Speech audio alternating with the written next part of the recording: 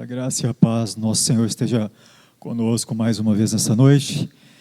Convido vocês a abrirem suas Bíblias comigo no Evangelho de Lucas, capítulo de número 3. Evangelho de Lucas, capítulo 3. Nós leremos a partir do versículo 21.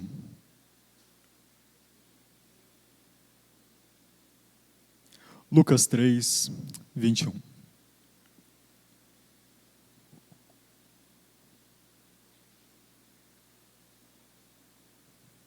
Diz assim: E aconteceu que, ao ser todo o povo batizado, também o foi Jesus. E estando ele a orar, o céu se abriu, e o Espírito Santo desceu sobre ele em forma corpórea, como pomba. E ouviu-se uma voz do céu: Tu és o meu filho amado, em ti me comprazo. Ora, tinha Jesus cerca de 30 anos ao começar o seu ministério. Era, como se cuidava, filho de José, filho de Eli. Eli, filho de Matate. Matate, filho de Levi. Levi, filho de Melqui. Este, filho de Janai, filho de José. José, filho de Matatias. Matatias, filho de Amós. Amós, filho de Naum. Este, filho de Esli, filho de Nagai. Nagai, filho de Maate. Maate, filho de Matatias. Matatias, filho de Semei. Este, filho de José, filho de Jodá. Jodá, filho de Joanã. Joanã, filho de Reza. Reza, filho de Zorobabel. Este de Salatiel, filho de Neri. Neri, filho de Melqui. Melqui, filho de Adi. Adi, filho de Cozã. Este de Eumadã, filho de Er, filho de Josué. Josué, filho de Eliezer. Eliezer, filho de Jorim. Este de Matate, filho de Levi. Levi, filho de Simeão. Simeão, filho de Judá. Judá, filho de José. Este, filho de Jonã, filho de Eliaquim. Eliaquim, filho de Meleá. Meleá, filho de Mená. Mená, filho de Matatá. Este, filho de Natã, filho de Davi. Davi, filho de Jessé. Jessé, filho de Obed. Obed, filho de Boaz. Este, filho de Salá, filho de Nasson. Nasson, filho de Aminadab. Aminadab, filho de Admim. Admim, filho de Arne. Arne, filho de Esrom. Este, filho de Pérez, filho de Judá. Judá, filho de Jacó. Jacó, filho de Isaque. Isaque, filho de Abraão. Este, filho de Tera. Filho de Naor. Naor, filho de Serugue. Serugue, filho de Ragaú. Ragaú, filho de Falaque. Este, filho de Eber. Filho de Salá. Salá, filho de Cainã. Cainã, filho de Arfaxade. Arfaxade, filho de Sem. Este, filho de Noé. Filho de Lameque. Lameque, filho de Metusalém. Metusalém, filho de Enoque. Enoque, filho de Jered. Este, filho de Maalalel. Filho de Cainã. Cainã, filho de Enos. Enos, filho de Sete. E Sete, filho de Adão, filho de Deus. Pai, nós te louvamos mais uma vez pela sua palavra e pelo seu cuidado, Pai, que se cumpre nas nossas vidas e na do seu povo, meu Deus. Pedimos que a sua graça esteja mais uma vez a guiar-nos, em nome de Cristo Jesus. Amém. Meus irmãos, aqui nós tomamos mais uma vez o início do Evangelho de Lucas e, bom, como no início dos evangelhos em geral, nós já percebemos que existe algo de especial sendo contado ali, quando fala-se sobre a vida de Jesus, né? Desde o seu anúncio de nascimento, já especial, com um anjo falando a Maria, falando de algo grandioso que viria a acontecer, isso já toma as nossas mentes, toma a nossa atenção, é fruto de atenção na igreja em diversos momentos. Mas é interessante observar que, no início dos evangelhos, por mais que nós tenhamos essa grande demonstração de quem Jesus é, de quem Jesus viria a se mostrar entre os homens, nós acabamos também, por vezes, não vendo tanta informação pelo decorrer da vida de Cristo. Nós vemos algumas coisas ali do seu início de vida, vemos ali ainda num período de infância, um momento em que, esses dias o pastor até pregou, né, sobre o momento em que ele é esquecido ou perdido, né, pelos pais no templo e eles voltam à procura do jovem Jesus, e ele estava ali entre os mestres, e já naquela idade tão simples, ele já demonstrava sabedoria, já demonstrava uma distinção, havia algo de diferente naquela pessoa. Mas, como eu disse, apesar de nós notarmos algo de tão especial em Cristo, a maior parte da sua vida, antes desse momento aqui, não nos é contada. Nós sabemos algumas coisas, que ele trabalhou com construção, né, chamado de carpinteiro, e carpintaria naquela época tinha um sentido mais amplo, não era só madeira, pedra e construção em geral. Filho de José, filho de Maria. E ele chega nesse momento em que o seu parente, como já havia sido profetizado, já vinha falando ao povo sobre Deus, sobre a necessidade daquele povo voltar a Deus, de se arrepender com Deus, abandonar os seus pecados, e esse homem, João Batista, já vem preparando esse caminho. Até que chega o momento em que esse Jesus, próximo dos seus 30 anos ali, por volta dos seus 30 anos de idade, se achega junto a João Batista, que chamava os homens ao arrependimento, e se arrependendo, que viessem a ser batizados com água, na demonstração ali de sua aliança com Deus, de sua amizade com Deus. E quando Jesus aparece, depois de tanto tempo, mostrou, como eu já disse, alguns sinais de suas características especiais. Talvez para a maioria daquelas pessoas ali, ele fosse só mais um homem. Alguns até o conheciam, né? Quando ele produz diversos sinais futuramente, alguns vão dizer, mas esse não é aquele filho de José que nós conhecíamos? Por mais que Jesus fosse uma pessoa tão especial, por mais que ele carregasse consigo a divindade, o poder de Deus, toda a plenitude de Deus, para muitos ele passou desapercebido por grande parte da sua vida, por quase toda a sua vida, porque a partir desse momento não iriam muitos anos mais dessa vida terrena de Cristo. Por quase toda a sua vida ele não foi percebido pelos homens. Mas, então nós chegamos nesse momento em que ele se encontra com João Batista, e ali ele se dispõe a ser batizado. Então, Mateus mesmo vai contar para nós que, quando ele faz isso, João Batista diz, porque João Batista já havia reconhecido Jesus: Senhor, eu não sou digno de te batizar. O Senhor é quem devia me batizar. Mas Jesus, como ele mesmo vai dizer, importa que eu cumpra tudo o que tem que ser cumprido, que eu cumpra toda a justiça. E então ele se coloca ali para ser batizado por João Batista. João Batista o batiza, e talvez, quem sabe, alguns incrédulos no meio daquelas pessoas, porque outras também haviam acabado de ser batizadas antes de Jesus. Olham para aquele homem, para quem João Batista está dando atenção, quem será que é esse homem? Esse homem é especial, até que Jesus sai. E enquanto, como diz o texto, orava, o céu se abriu. E quando o céu se abre, desce o Espírito Santo em forma de pomba sobre ele. E do céu se ouve uma voz que, evidentemente, percebemos que é a do próprio Deus Pai, dizendo: este é o meu Filho amado, em quem eu me comprazo. Ora, muitos outros tinham acabado de ser batizados ali, mas aquele ali era o meu Filho amado. Aqui, quando o Espírito vem sobre Cristo, quando o Pai fala de Cristo, nós vemos que toda a Trindade se junta naquele momento para revelar o quão especial é aquele momento. Nós lemos uma enorme genealogia aqui, genealogia do próprio Cristo.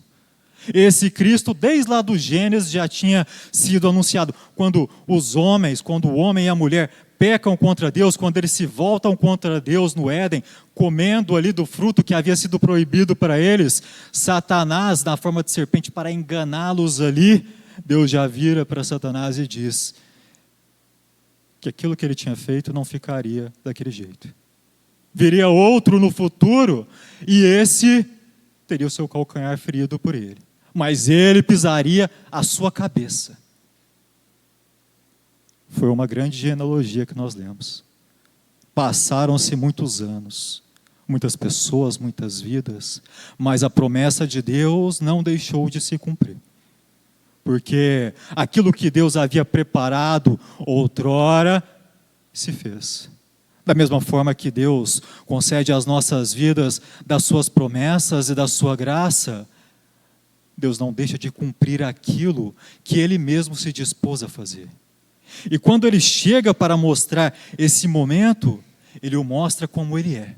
O próprio Deus vindo ao mundo, o Senhor Jesus, o Filho amado, estava ali entre os homens. Entre os homens que talvez não tinham percebido Ele até aquele momento tão bem, como talvez muitos não percebem, ouvem tanto falar de Cristo, mas ei-lo aí, o Filho amado, aquele que nenhum dos demais poderia se comparar, aquele que carrega consigo toda a plenitude de Deus e aquele que se fez homem.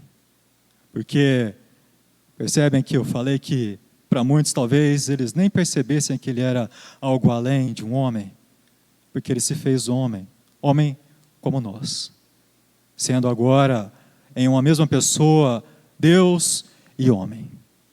E ele se faz assim para partilhar conosco aquilo que nós não poderíamos ter. E nesse momento especial, Jesus está ali participando do batismo, e ali ele está já iniciando, algo que nós chamamos de nova aliança, a nova aliança de Deus com os homens.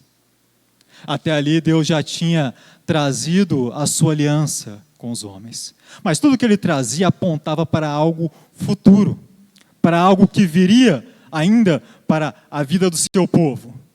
E quando vem esse algo, que é o próprio Cristo, então ali ele está instituindo uma nova aliança entre os homens e entre eles. Jesus não precisava batizar-se porque ele tinha pecado, mas ele é batizado ali porque ele é aquele que faz a intermediação, faz a ligação agora entre nós e Deus. Ele coloca agora o batismo e mais à frente ele vai colocar a ceia, dois dos nossos sacramentos, dois sacramentos que apontam ali a nossa união com Deus e que são, como vai dizer a nossa confissão de fé, sinais visíveis de uma graça, de uma bênção invisível de Deus sobre as nossas vidas. Então, esse momento em que o nosso Senhor se coloca a ser batizado e algo tão especial acontece de forma muito mais extraordinária com Ele, mas também acontece junto às nossas vidas quando nós nos colocamos em união e arrependimento com Deus. Porque esse caminho que Cristo preparou para nós, esse caminho que Ele mesmo toma como aquele que vem primeiro e antes de nós, esse caminho é aquele que nos traz das bênçãos reais de Deus. Quando nós nos apresentamos para o batismo, não é só algo em memória de algo que foi feito ou que foi dito para fazer. Deus está realmente nos abençoando. Ele está nos colocando na sua aliança, num acordo com Ele que não será quebrado, num acordo que Ele mesmo dá a garantia da fundação sólida que Ele tem. Então, quando nós nos juntamos aqui por aquilo que o próprio Cristo fez antes de nós, nós entramos em algo que nos dá garantia. Como eu disse para vocês, o tempo passou, as promessas de Deus não passaram. E quando nós nos juntamos a Cristo, nós temos a garantia de uma aliança que não se quebrará. E aí nós olhamos para um fator que já é até conhecido um pouco mais por nós, mas que no nosso meio brasileiro muitas vezes não é tão conhecido, às vezes em outras igrejas, como por exemplo o batismo das crianças, como costumamos fazer. E nós não fazemos o batismo das crianças à toa, porque aquilo que Deus nos traz de bênção, a bênção que Deus nos traz ao nos colocar na sua aliança, não se limita às nossas vidas. Elas se estendem para a vida dos filhos. A aliança que Deus faz conosco, ela também é colocada sobre a vida deles, e eles não ficam em um ponto no qual essas crianças, elas, vamos dizer assim, estão em um ponto desconhecido até que professem a sua fé. Quando elas nascem como filhas de pessoas que firmaram o seu compromisso com Deus, elas já têm direito a serem consideradas como povo de Deus. Então elas são batizadas. Elas participam da graça e da misericórdia que Deus nos fornece. Então, meus irmãos, a graça que Deus concede a nós, ela não para em nós. Ela se estende aos filhos. É uma bênção que, por mais que às vezes seja questionada, como eu disse, nós estamos no Brasil e muitas das igrejas evangélicas não têm essa prática.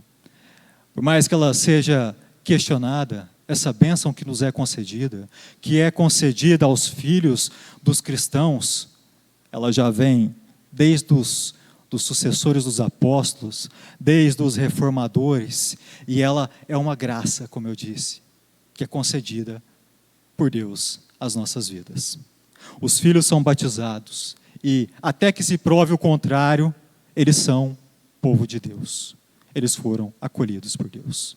Até que eles cresçam e se mostrem rebeldes, eles são o povo de Deus. E vocês percebem a gravidade e a seriedade disso, porque temos tratado não só da família, mas de infelicidades que têm ocorrido no nosso tempo e gerado preocupações aos pais quanto à situação dos seus filhos. E quando nós olhamos para o Senhor, vemos para o sacramento que Ele instaura, nós vemos que esses filhos não são filhos abandonados por Deus, mas aquilo que Deus fez conosco, Ele estende a estes. E aquilo que Ele estende a estes, nós devemos zelar e cuidar para que não saia de seus corações. E como eu disse, quando eles crescerem e envelhecerem, eles se mostrem rebeldes contra Deus. Não como aqueles que têm guardado no seu coração a palavra e essa aliança que Deus já fez desde o momento do seu nascimento, para aqueles que foram batizados desde a sua nascença. É uma grande graça e uma grande responsabilidade. Como diz personagens aí da ficção, né? Com grandes poderes vêm grandes responsabilidades. Então é uma graça com grandes responsabilidades. E nós olhamos para tudo isso, meus irmãos, e seguimos a genealogia. A gente termina de ler uma genealogia e fala até ufa, né? Quantos nomes, e nomes difíceis muitas vezes, porque são nomes que vêm do hebraico, nomes antigos, nomes que na maioria das vezes nós não costumamos usar. E mesmo assim a Escritura ela mantém as genealogias, por vários motivos. Existem várias genealogias. No Antigo Testamento, no Novo Testamento, basicamente, elas são focadas na pessoa de Cristo. E as genealogias não estão ali à toa. Elas estão falando alguma coisa para nós, que talvez pela distância que nós temos do povo bíblico, ela não fique tão clara. Nós olhamos para a genealogia, talvez a mais longa linha de Crônicas, capítulos falando de um que é filho do outro, que é filho do outro, e talvez não é tão claro para nós, mas para aquele povo era muito claro o porquê daquela extensa fila de nomes. Eles estavam voltando de um tempo de destruição e de perdição. Um tempo em que eles foram separados de famílias, separados da sua terra e, quem sabe, até os seus olhos, separados, de certa forma, de Deus. Presos por um outro povo, um povo inimigo, e levado para longe. Mas, depois de muito tempo, Deus os liberta e concede a eles a oportunidade de voltar à sua terra. E ali eles param e começam a lembrar de quem eles são. Começam a se organizar. Fulano é filho de Cicrano e tem direito a tal coisa. Fulano é filho do outro fulano. Eles começam a lembrar ali quem eles são, de onde eles vieram e o que Deus tinha dado para eles por meio daquela genealogia. Em outro momento, Deus conta ao seu povo em Números, no livro de Números, e aquele povo se volta contra Deus. Ali é dado uma genealogia. E passam-se capítulos e capítulos de Números, décadas, e é feita outra genealogia. Todo aquele povo que havia sido contado no início, agora já não estava mais vivo, com exceção de 2. Aquele povo havia se perdido pelo caminho. Mas agora um novo povo era contado. Povo de Deus. O povo que alcançaria agora aquilo que Deus havia prometido para eles. Eles são contados. Quando nós olhamos para Cristo, é difícil dizer ao certo o que as genealogias estão mostrando, porque se nós olharmos em Mateus e olharmos em Lucas, existem 2 genealogias que têm diferenças. E diferente do nosso tempo, em que o enfoque é ser muito milimetricamente preciso, aquilo que era contado no tempo bíblico, elas visavam expressar alguma coisa. Então, é discutido se a genealogia de Mateus fala sobre a linhagem real de Cristo, porque Cristo era descendente de reis e tinha direito a ser rei de Israel. Se Lucas fala da sua linhagem familiar, se uma é a linhagem de José e a outra é a linhagem de Maria, porque por mais que sejam todos os textos de genealogias, eles estão mostrando ao mesmo tempo várias coisas sobre Jesus e mesmo mostrando as suas diferenças, né? Seja mostrando pela parte do pai ou pela parte da mãe de Jesus Cristo. Eles não informam tão precisamente quanto a isso, mas eles estão mostrando várias coisas de Jesus Cristo. E quando nós passamos por uma genealogia tão longa, como eu disse, com tantos nomes estranhos, e que às vezes até nos prendem um pouco a garganta,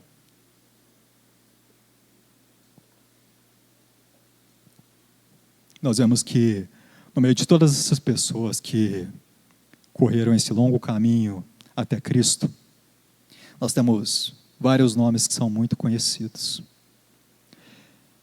Temos ali Abraão, Jacó, temos Isaac, temos Zorobabel, um pouco menos conhecido, mas também é um nome importante, e muitos outros. De um Deus que, como eu disse, cuidou do seu povo em todo esse tempo, até aquele momento. De um Deus que atuou na vida daquelas pessoas por todo esse tempo, até aquele momento. Como eu disse, Mateus tem alguns nomes diferentes. Mateus cita até uma coisa que é um pouco incomum.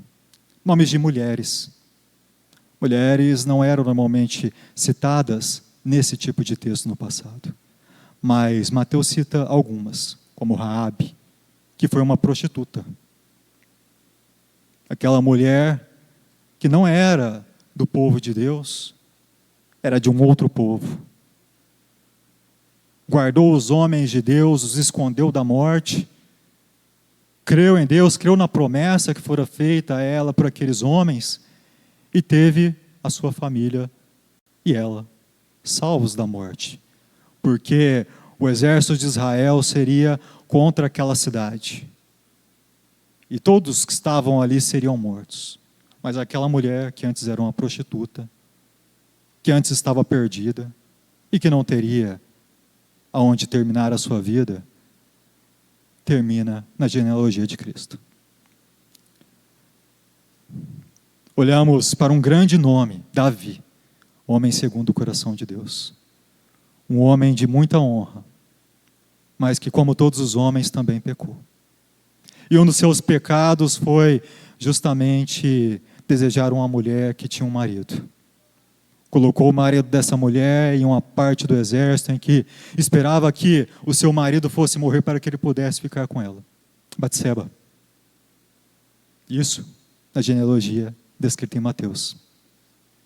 E essa mulher que perdeu o marido em uma circunstância tão drástica, que trouxe tanto mal para a vida de Davi, foi mãe de Salomão. Está na genealogia de Cristo. Outra mulher, citada em Mateus, como eu disse, Ruth, uma mulher que não era do povo de Deus. Porém, por conta de dificuldades em um certo tempo em Israel, aquele que viria a ser seu marido deixa aquela terra, junto com seus pais e seus irmãos. E ali, depois de muitos anos, eles tomam esposas naquela terra, e eles acabam morrendo, e a mãe deste homem volta para Israel, volta para sua terra de origem, porque ouviu falar que ali estava tendo novamente a bênção de Deus, estava tendo fartura, e Ruth vai com ela. Ela mesma diz: olha, vocês agora são viúvas, não tem por que vir mais comigo, para as suas noras. E diz: voltem para a sua terra, para o seu povo, para os seus deuses. Mas Ruth, diferente das outras, que triste voltam, fica. Diz ali a sua sogra: o seu Deus será o meu Deus, e o seu povo o meu povo. E essa mulher, que era uma mulher de um povo estranho, morreria, seria enterrada, esquecida, e futuramente teria que prestar contas diante de Deus, como todos os homens prestarão. Não teria o que entregar para Deus. Agora se torna do povo de Deus. E se torna parte dessa linhagem da qual vem o nosso Senhor. Vocês percebem, meus irmãos, que apesar de muitos nomes honrados nessa linhagem, existem muitos nomes que talvez não poderíamos esperar quase nada. Os homens não esperariam nada. Quem esperaria que uma prostituta poderia consertar a sua vida? Essa mulher que não teria um fim bom, teria um fim triste, agora tem um grande fim. Quem esperaria que esses homens tão pecadores poderiam ter o favor de Deus? Esse Cristo, meus irmãos, que desce do céu e que é batizado. Esse, chamado pelo Pai, meu Filho amado, que vem como o próprio Deus, se faz homem e participa das nossas misérias, para nos tornar família e povo de Deus.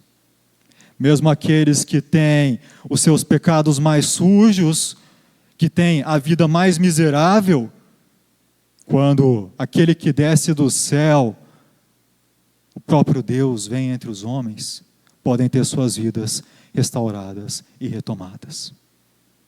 Aqueles que teriam seus nomes apagados, agora podem ter o seu nome gravados pela eternidade. Nós não teremos os nossos nomes guardados na Escritura como esses tiveram, mas nós fazemos parte daqueles que têm os seus nomes guardados e gravados no livro da vida do Cordeiro. Aqueles que antes estavam mortos, mas que se arrependem, que são batizados, que participam da ceia e agora têm os seus nomes no livro da vida. Que antes eram inimigos de Deus, mas que agora são parte dessa linhagem da família de Deus. Da família que Deus tomou para si e que nenhum outro tirará dele. Olhem, meus irmãos, para esse homem, que às vezes não era nem reconhecido pela sua própria família carnal, como a Escritura vai nos dizer, que até os seus irmãos não criam nele. Mas este é aquele que se mostra com o Pai, com o Espírito, e que traz a vida em abundância, que traz um lugar para nós na família de Deus. O mês de maio está terminando. O mês que já foi tratado tanto sobre família aqui. E, às vezes, costuma ser um mês que, para algumas famílias, quem sabe por algum motivo, se desestruturaram pelo caminho. Sabe-se lá o motivo, o porquê, o que aconteceu, onde está. Um falecimento, uma separação, algo que antes da sua fé, ou até um infortúnio que no meio da fé se deu. Algo que às vezes nos lembra que formar uma família perfeita não é algo tão simples assim, mas é uma grande graça de Deus. Mas mesmo para essas famílias que às vezes possam se sentir deslocadas, talvez até para filhos que estejam na igreja, mas os seus pais não estão aqui porque também não conhecem a Deus. Olha, para inclusive esses em um mês de família, existe um lugar especial. Porque não somos só famílias dos nossos parentes de sangue, mas somos família uns dos outros, por conta do Cristo que nos uniu a Ele. Nos fez família de Deus e família dele. Essa é uma grande graça, meus irmãos. Essa é uma grande misericórdia. Nenhum outro poderia comprá-la para si, nenhum outro poderia fazê-la por si mesmo. Nenhum outro poderia dá-la. Que a misericórdia de Deus continue conosco, para nos lembrar que nós não fomos deixados de fora desse grupo. Por mais que talvez não tenhamos essa ligação sanguínea com o nosso Senhor, nós o temos pela fé. E nós participamos dessa misericórdia. E como Cristo foi recebido pelo Pai, nós seremos recebidos por Ele. Nós seremos tidos, e já somos tidos, como amados filhos de Deus. O Senhor nos receberá, verá o trabalho da sua mão, e não nos terá como estranhos, mas como seus amigos. Isso é uma grande graça. E como eu disse anteriormente, com grandes poderes, grandes responsabilidades. Porque nós que somos família de Deus, temos que mostrar que somos família de Deus. Às vezes, a gente olha para aquelas famílias de tradição, né? Hoje em dia é mais fácil de ver, nós que somos do interior. Existe um certo legado familiar, uma tradição, um costume familiar. Eles têm a cultura da sua família. E nós que entramos no povo de Deus, temos a cultura e o abrigo do povo de Deus. Nós não vivemos como qualquer um que está deixado por aí, mas vivemos como a família de Deus. Se por acaso você olha e percebe que tem se esquecido dessa grande graça e responsabilidade, lembre-se disso. E que o decorrer dos dias seja lembrando de que o Senhor é o Pai, de que Cristo fez-se nosso irmão e que nós temos que andar como Ele andou. Que Deus nos abençoe. Em nome de Cristo Jesus.